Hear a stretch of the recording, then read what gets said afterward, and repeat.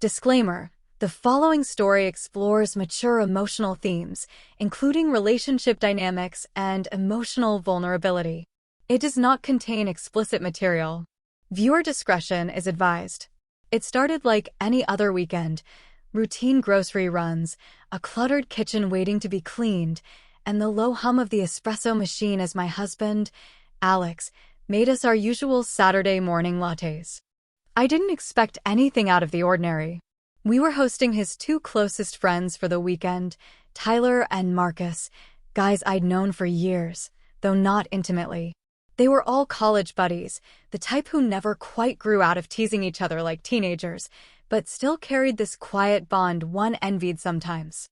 I had no reason to feel uneasy, but there was something different in the air.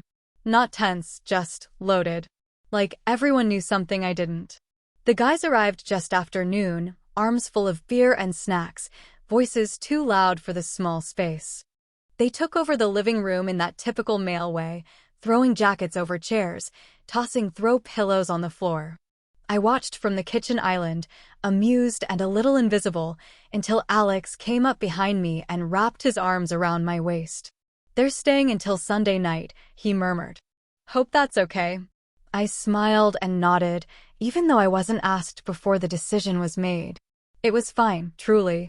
I liked having company. Sometimes it even brought out a new side of Alex I missed during our usual routine. A more playful, affectionate version of him. Dinner that night was casual: pasta, wine, laughter.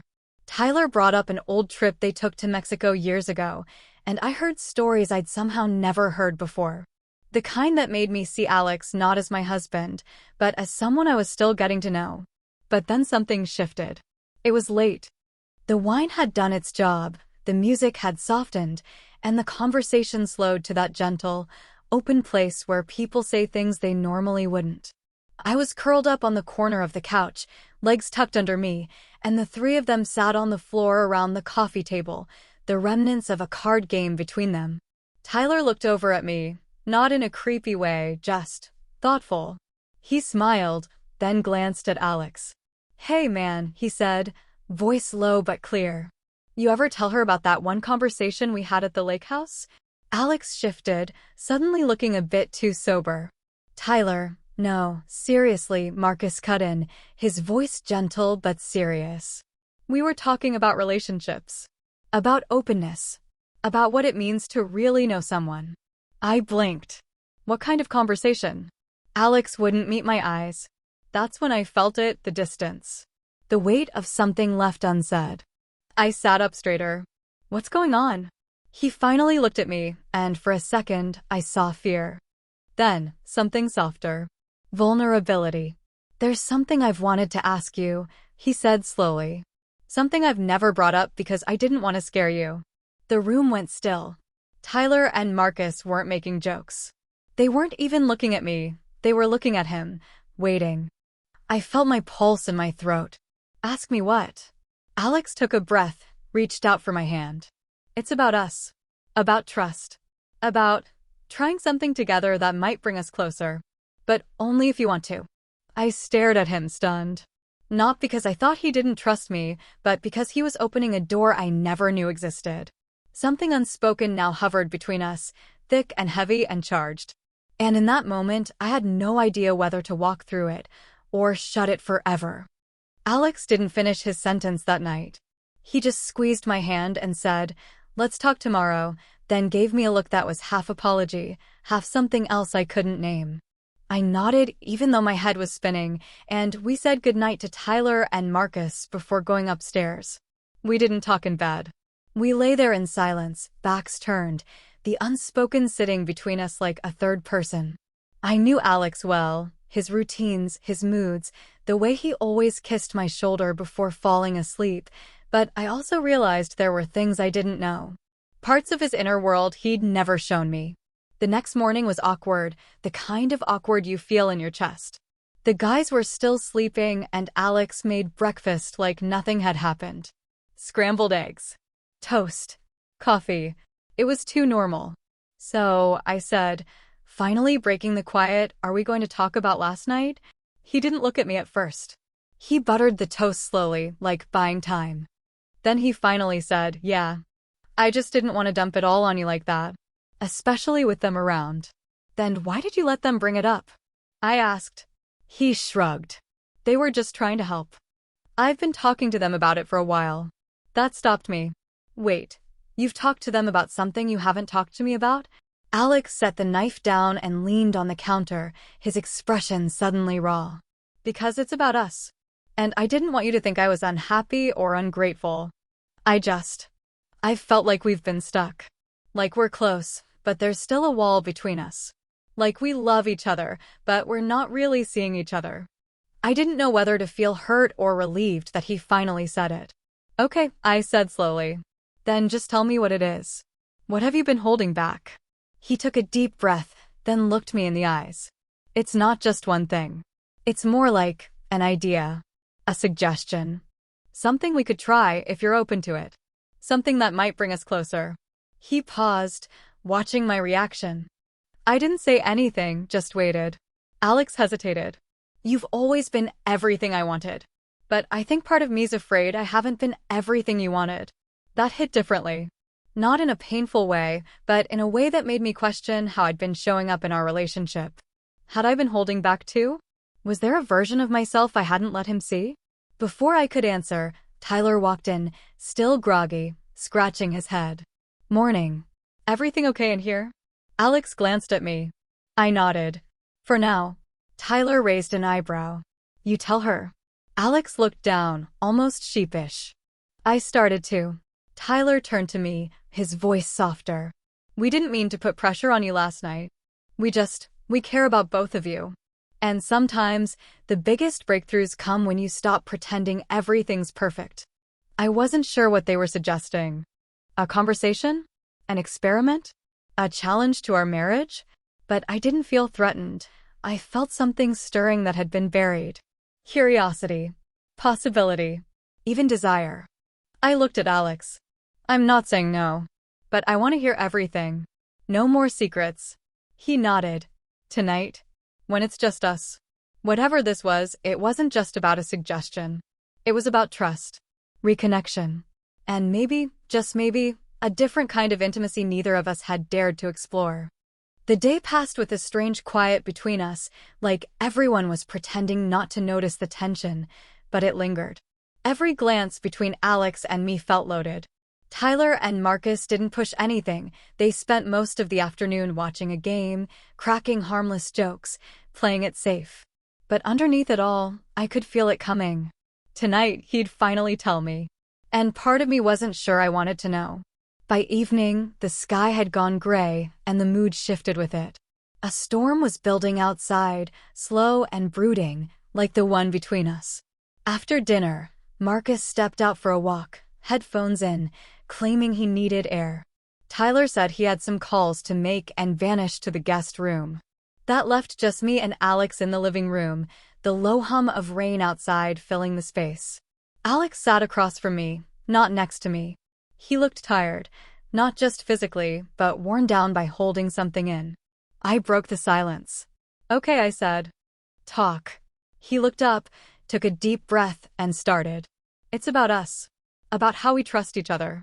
I've always felt we had something strong, but lately I've been wondering if we've gotten too comfortable. Like we stopped growing. I didn't interrupt. I wanted to hear it all. I've been talking to Tyler and Marcus because they know me better than anyone else. And because they've been through their own stuff, relationship stuff. And they helped me realize I've been craving something deeper. Not just physically, not just emotionally, something more honest. Something where we stop hiding the parts of ourselves we're afraid the other won't accept. I watched him closely. So what is it you want to tell me, exactly? He hesitated. I've been thinking about how people connect.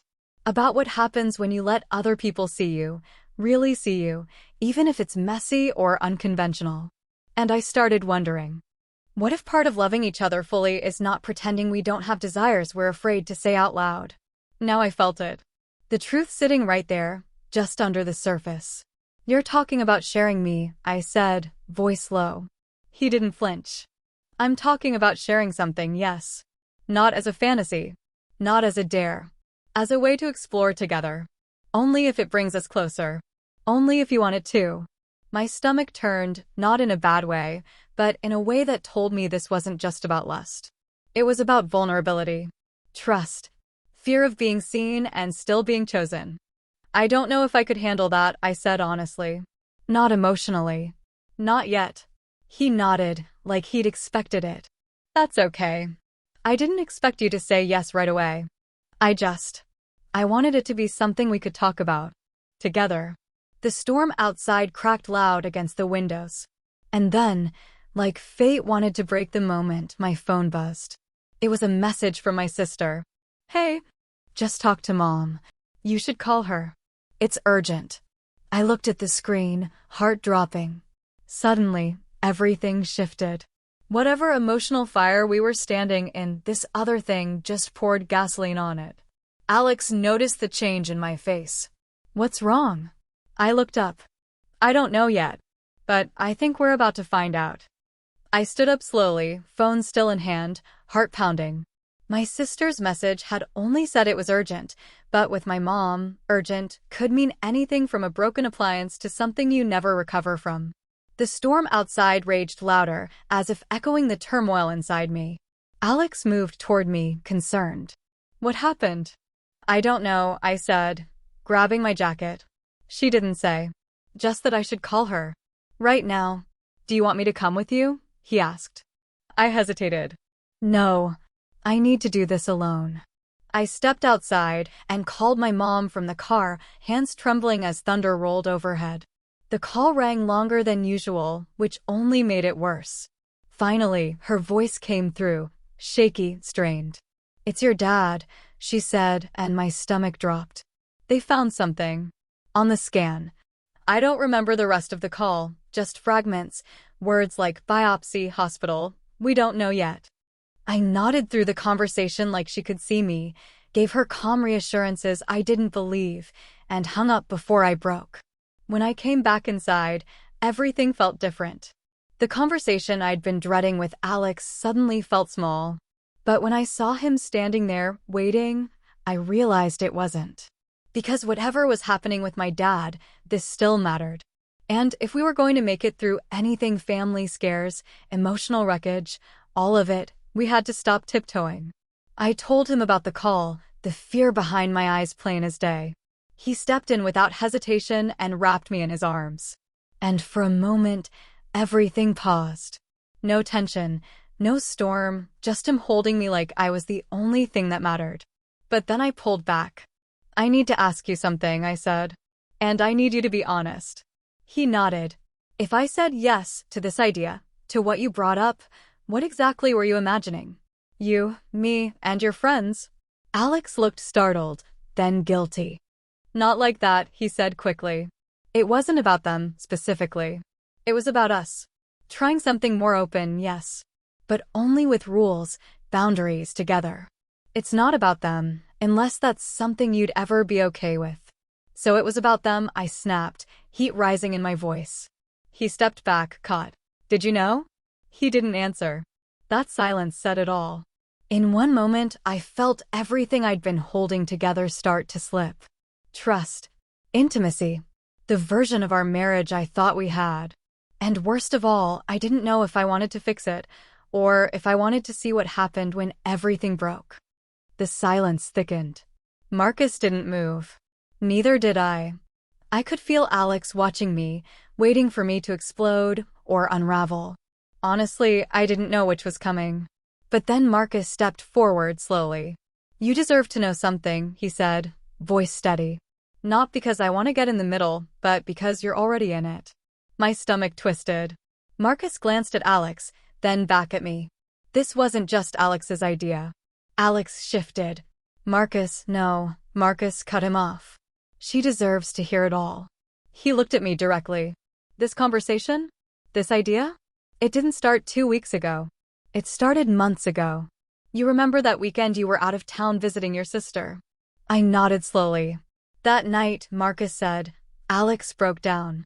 Told us everything. How he felt stuck. How he thought you were pulling away. He said he didn't know if you were happy anymore. I felt my chest tighten. And we talked, Marcus said. For hours. But not just about emotions. About options. About how people build trust or lose it. And somewhere in that, Tyler said something that changed everything. He hesitated. What did he say? I asked. Marcus looked me in the eye. He said he thought you might be feeling the same way. That you'd been looking at him differently. That you weren't just pulling away from Alex, you were curious. I blinked. Hard. What? I didn't believe him at first, Marcus added quickly. But then Alex admitted it. He said he'd noticed it too. Said he didn't blame you for it. That part of him understood.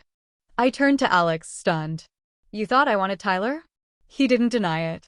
That hurt more than if he had. I noticed something change, he said quietly.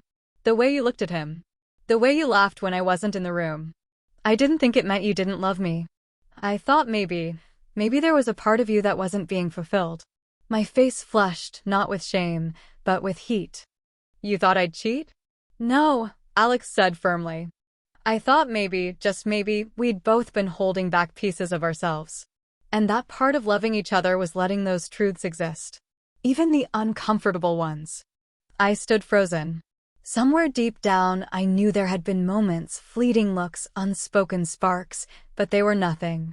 Just noise. The idea that they'd been sitting around analyzing me, making decisions about my marriage, made me feel exposed in a way I couldn't put into words. And then, as if fate had a wicked sense of timing, Tyler walked in. Casual. Clueless. He stopped when he saw our faces. What did I miss? He asked. I turned to him slowly. You told them I wanted you. Tyler's expression shifted instantly. That's not. He looked at Marcus. I didn't say it like that. No. I asked. How did you say it? He opened his mouth, closed it, then sighed. I said maybe there was something there. A tension. I didn't say it was real. I noticed. Alex was silent now. Watching. Letting the truth settle. And just like that, the betrayal wasn't about a fantasy or an idea anymore. It was about trust. About 3 men turning me into a conversation without me ever being in the room. I looked at all of them, one by one. My husband. His closest friends. The men who'd supposedly wanted to help us reconnect. Was this ever about us? I asked, voice barely a whisper. Or was this just about what you all wanted? None of them answered. And in that moment, I realized I wasn't just fighting for my marriage anymore. I was fighting for my voice in it. The silence stretched too long. I stood surrounded by 3 men who all had something to say about my marriage, except none of them had thought to say it to me first. I didn't cry. I didn't scream. I just stood still, waiting for the numbness to wear off and the fury to take its place. I trusted you, I said to Alex. And now here we are. The tension in the room was suffocating. But something inside me snapped, not in rage, but in clarity. I'm not a project, I said. I'm not a missing piece in your experiment. I'm your wife, Alex. And if you really wanted to reconnect, you would have sat me down and had a hard conversation. Just us. No assumptions. No audience. He didn't respond. His eyes said everything. He knew he'd messed up. But then, finally, he said something I didn't expect. You're right, Alex whispered. And I hate that it took this to see how far off course I got. I thought maybe exploring something new would bring us closer. But I see it now, it wasn't about that. It was about not knowing how to ask for closeness when I felt like I didn't deserve it. I didn't say anything. I just watched him. This wasn't the version of him that had made reckless choices with his friends. This was the man I married, flawed, vulnerable, scared. I love you, he said, stepping closer. Even when I'm an idiot. Even when I mess it up. But if we're going to come back from this, it's only going to happen if you want to. I looked at him, really looked at him. Not as the man who broke my trust, but as the man who still had the courage to stand in front of me after doing it. I don't know what comes next, I said. But I know I'm not ready to walk away. Relief flickered across his face, but I held up a hand. That doesn't mean everything goes back to normal. It means we talk. We work. You rebuild what you broke. He nodded. Anything. I turned to Tyler and Marcus. And you too? You don't get to be part of that. They didn't argue. Alex and I were alone again. Not in the way we'd hoped, but maybe in the way we needed to be. He reached out, and after a pause, I let him take my hand. It wasn't forgiveness. Not yet. But it was a beginning. And just when I thought the tension had finally broken, my phone buzzed again. Another message from my sister: "Call me as soon as you can. There's more about Dad." And it's not good. My fingers tightened around Alex's. We'd survived one storm. But another one was coming. The days after that night were quiet, but not the kind of quiet we'd gotten used to. This was intentional. We unplugged, took a break from the group chats, and, for the first time in a long time, it was just me and Alex. We went for walks. Long ones. No distractions, no talking around the truth. We sat at the kitchen table and revisited conversations we'd once avoided. We cried a little. Laughed, too. Slowly, we started rediscovering why we chose each other in the first place. The hard truth? Marriage isn't a straight line. It's messy. People drift, not out of malice, but out of fear. Fear of being vulnerable. Fear of asking for more. And sometimes, fear of hearing something you don't want to admit. Alex owned up to everything. Not just the idea he ran with, but the reason behind it. He felt unseen. Less like my partner, more like a roommate.